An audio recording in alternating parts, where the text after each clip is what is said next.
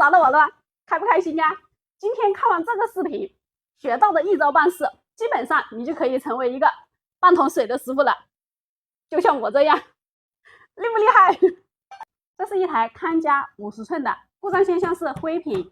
来，我们打开看一下 V500 奇美的屏，奇美的屏灰屏，只要找到2个测试点就可以。来，放大镜，万用表搞起。首先我们就要找到 VDD 这个点，看一下15伏电容它有没有短路，因为这是它的通病。来，我们看一下有没有惊喜啊。我们随便找一个15伏电容都可以，因为它都是并联的。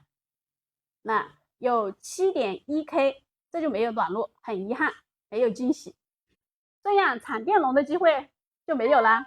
现在我们来找第二个测试点 VGH 跟 VGL 的2点之间的阻值，找到 VGH、VGL 2个点，我们测试一下，只有110欧姆，这个肯定是短路了。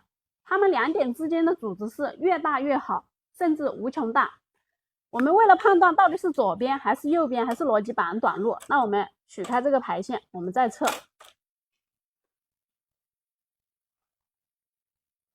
那还是一样的，那就是右边短路了。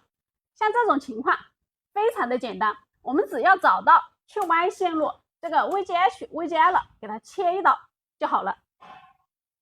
我们找到那根发黑的那一根线，看到没有？这根就是 VGH， 我们跟上来啊，这根 VGH 旁边那一根就是 VGL， 我们只要把这2根线切掉就 OK 了。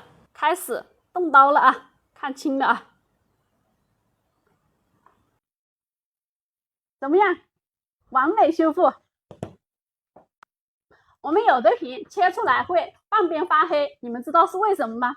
且听下回分解。好了，天色已晚，回家做饭，拜拜。